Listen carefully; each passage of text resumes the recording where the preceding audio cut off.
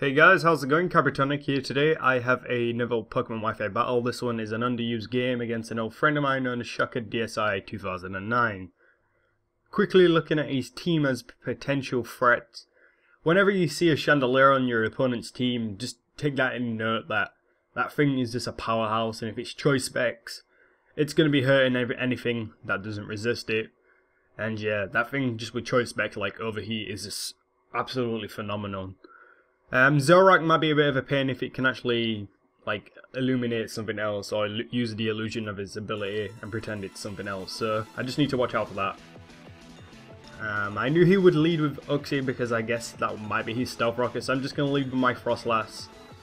And yeah, he does lead with Uxie, so that's a pretty good matchup for me because I can actually go for the taunt. I really don't expect this Uxie to do anything else than try to go for maybe the Stealth Rock or something like that, but I prevent him from going for Thunder Wave, so which is pretty good. So he's going to switch out, going to Empoleon with that, and I do get up a layer of spikes. At the time I wasn't really too sure what this Empoleon wanted to try and do. This is the reason why I didn't go for the taunt, because I didn't actually expect maybe agility.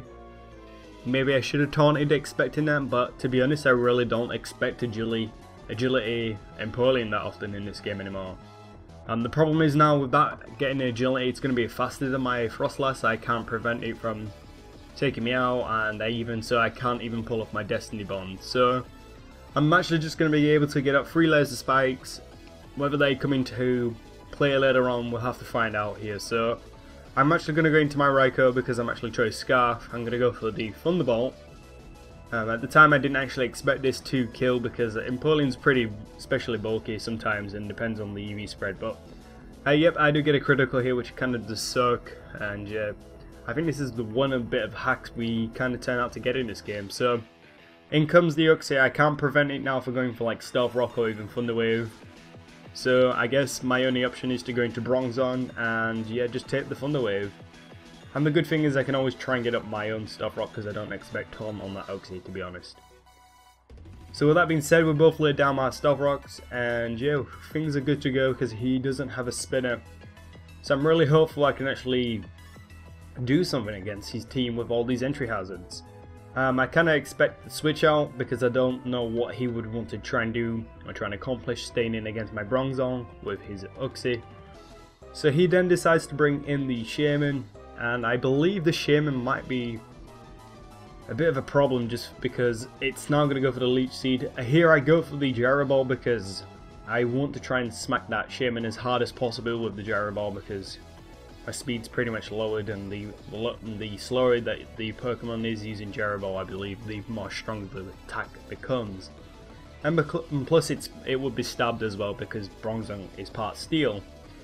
So after getting up his Leech Seed, he's actually going to switch out into the Chandelier, and yeah, it's floating on a balloon. So wow, I was actually expecting maybe that to be a choice spec variant, but I guess that kind of works for him to be on a balloon. That kind of does make sense, and it does prevent all those spikes actually racking up on his HP. So considering it's still a powerhouse, if it's a modest nature, that thing is still going to be hurting because it does actually have the best special attack, I believe, in the UU metagame.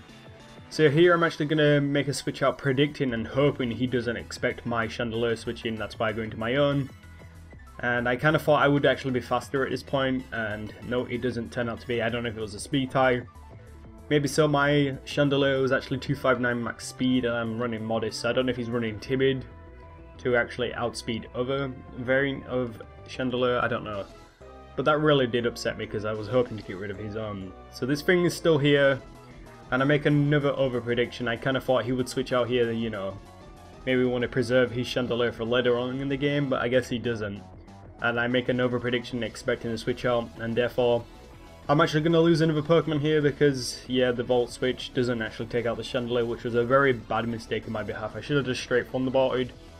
And even if the Shaman wanted to come back in, all those entry hazards would eventually rack up on itself. So I'm going to go into Sharpedo here just because I'm going to be able to outspeed the Chandelier, just because I'm going to assume that I will be faster at this point. So yeah, looking back, maybe the Chandelier versus Chandelier was actually a speed tie, I'm going to assume. because he might be probably modest there, because running modest or timid would actually make sense probably on the Chandelier. So I do take out his own Chandelier, and now he brings back in the Uxie. I can't really prevent maybe the Thunder Wave at this point.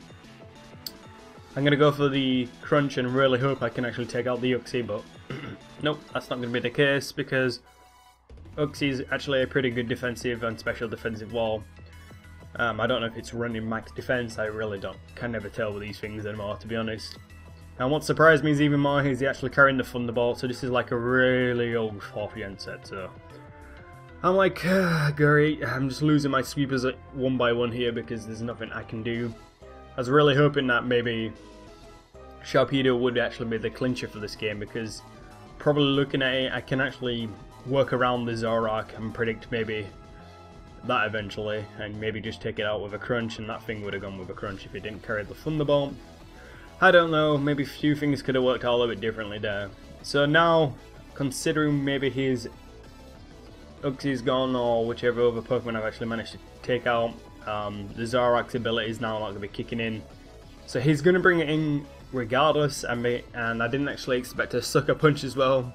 I mean, all these things that will come in my way I just didn't expect, so fair play to Luke, and yeah, with his Pokemon. So yeah, I do take out that, and now in comes the Shaman. I'm actually just going to stay in here because I've seen Leech Seed, so I don't actually expect the Earth Power. I'm going to assume it might be Protect, Seed Flare, and maybe Hidden Power, Fire or Ice there, but yeah, he does carry the Earth Power for some. I guess that's his decision, I just didn't expect it. I don't run Earth Power on my variant like that, so it does come in handy against that type of scenario. So I think I might be just down to my last Pokemon here, which is my Cobalion. So I'm just going to stay in here, and yeah, I'm just going to proceed to Earthquake. I don't want to go for the Swords Dance. I don't really want to run the risk, of him actually expecting that, and maybe just pull off like a very super effective Earth Power against me. So he now goes into his Infidel, his Togekiss, and I do miss the Stone Edge, which kind of blows. Aura Sphere is going to come my way. I kind of thought I would be able to take one just because I don't expect him to be like a Life Orb set. And yeah, I do barely survive there, and this next Stone Edge is actually going to hit. So if I did actually manage to hit the first one, I think I would have took this game 1-0, but nope, I don't, because this Stone Edge isn't going to be able to take out this Togekiss. But yeah, great game, Luke. Thank you very much for the time for the game. Yeah, it was a pretty fun match overall. So guys, if you enjoyed, please let me know. Leave a like, keep commenting on my videos, I do appreciate it, and keep subscribing. And I will catch you guys in a few days' time with a new Pokemon Wi-Fi battle. Take care.